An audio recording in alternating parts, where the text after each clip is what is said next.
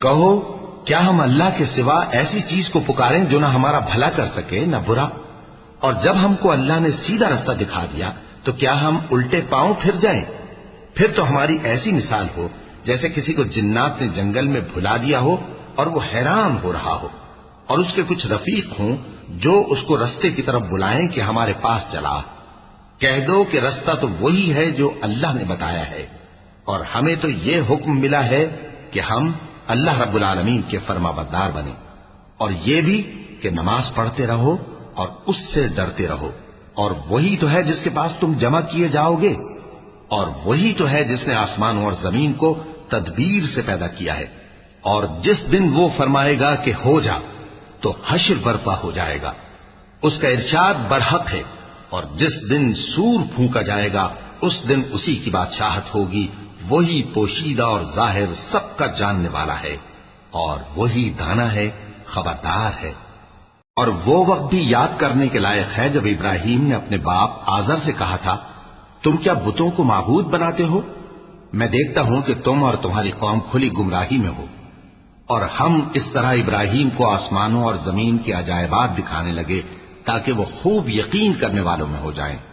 یعنی جب رات نے ان کو پردہ تاریکی سے ڈھانپ لیا تو آسمان میں ایک ستارہ نظر پڑا، کہنے لگے یہ میرا پروردگار ہے۔ جب وہ غائب ہو گیا تو کہنے لگے کہ مجھے غائب ہو جانے والے تو پسند نہیں۔ پھر جب چاند کو دیکھا کہ چمک رہا ہے تو کہنے لگے یہ میرا پروردگار ہے۔ لیکن جب وہ بھی چھپ گیا تو بول اٹھے کہ اگر میرا پروردگار مجھے سیدھا رستہ نہیں دکھائے گا تو میں ان لوگوں میں ہو جاؤں گا جو بھٹک رہے ہیں۔ پھر جب سورج کو دیکھا کہ جگمگا رہا ہے تو کہنے لگے میرا پروردگار یہ ہے، یہ سب سے بڑا ہے۔ مگر جب وہ بھی غروب ہو گیا تو کہنے لگے لوگوں، جن چیزوں کو تم اللہ کا شریک بناتے ہو میں ان سے بیزار ہوں۔ میں نے سب سے یکسو ہو کر اپنے آپ کو اسی ذات کی طرف متوجہ کیا جس نے آسمانوں اور زمین کو پیدا کیا ہے، اور میں مشرکوں میں سے نہیں ہوں۔ اور ان کی قوم ان سے بحث کرنے لگی تو انہوں نے کہا کہ تم مجھ سے اللہ کے بارے میں کیا بحث کرتے ہو؟ اس نے تو مجھے سیدھا رستہ دکھا دیا ہے، اور جن چیزوں کو تم اس کا شریک بناتے ہو میں ان سے نہیں ڈرتا، ہاں جو میرا پروردگار کچھ چاہے۔ میرا پروردگار اپنے علم سے ہر چیز کا احاطہ کیے ہوئے ہے۔ کیا تم خیال نہیں کرتے؟ بھلا میں ان چیزوں سے جن کو تم اللہ کا شریک بناتے ہو کیوں کر ڈروں، جبکہ تم اس بات سے نہیں ڈرتے کہ اللہ کے ساتھ شریک بناتے ہو جس کی اس نے کوئی سند نازل نہیں کی۔ اب دونوں فریق میں سے کون سا فریق امن و بے خوفی کا زیادہ حقدار ہے؟ اگر سمجھ رکھتے ہو تو بتاؤ۔ جو لوگ ایمان لائے اور انہوں نے اپنے ایمان کو شرک کے ظلم سے ملوث نہیں کیا ان کے لیے امن و بے خوفی ہے، اور وہی ہدایت پانے والے ہیں۔ اور یہ ہماری دلیل تھی جو ہم نے ابراہیم کو ان کی قوم کے مقابلے میں عطا کی تھی۔ ہم جس کے چاہتے ہیں درجے بلند کر دیتے ہیں، بے شک تمہارا پروردگار دانا ہے، خبردار ہے۔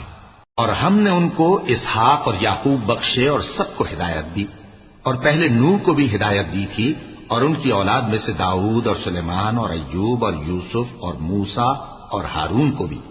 اور ہم نیک لوگوں کو ایسا ہی بدلہ دیا کرتے ہیں۔ اور زکریا اور یحییٰ اور عیسیٰ اور الیاس کو بھی، یہ سب نیکوکار تھے۔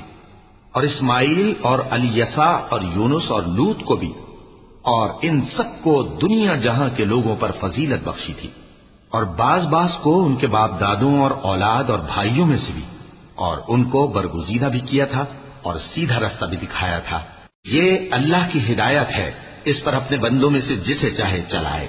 اور اگر وہ لوگ شرک کرتے تو جو اعمال وہ کرتے تھے سب ضائع ہو جاتے۔ یہ وہ لوگ تھے جن کو ہم نے کتاب اور حکم شریعت اور نبوت عطا فرمائی تھی۔ اگر یہ کفار ان باتوں سے انکار کریں تو ہم نے ان پر ایمان لانے کے لیے ایسے لوگ مقرر کر دیے ہیں کہ وہ ان سے کبھی انکار کرنے والے نہیں۔ یہ وہ لوگ ہیں جن کو اللہ نے ہدایت دی تھی، تو تم انہی کی ہدایت کی پیروی کرو۔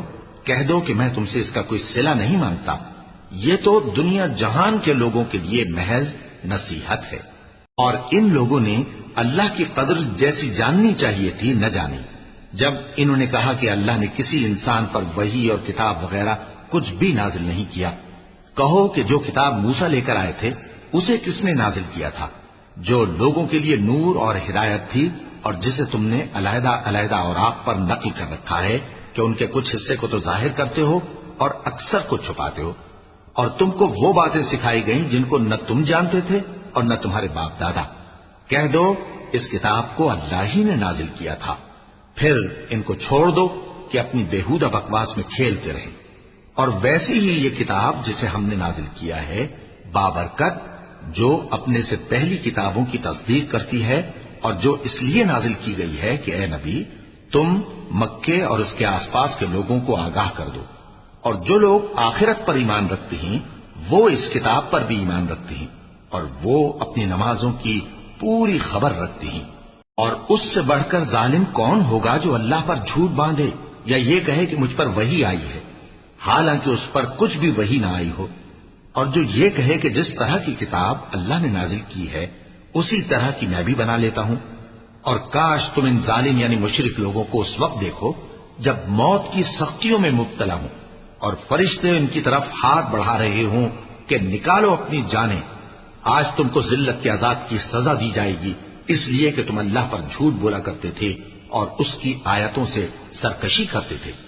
اور جیسا ہم نے تم لوگوں کو پہلی بار پیدا کیا تھا ایسا ہی آج اکیلے اکیلے تم ہمارے پاس آ گئے، اور جو مال و متاع ہم نے تمہیں عطا فرمایا تھا وہ سب اپنی پیٹھ پیچھے چھوڑ آئے، اور ہم تمہارے ساتھ تمہارے سفارشیوں کو بھی نہیں دیکھتے جن کی نسبت تم خیال کرتے تھے کہ وہ تمہارے سفارشی اور ہمارے شریک ہیں۔ آج تمہارے آپس کے سب تعلقات منقطع ہو گئے، اور جو دعوے تم کیا کرتے تھے سب جاتے رہے۔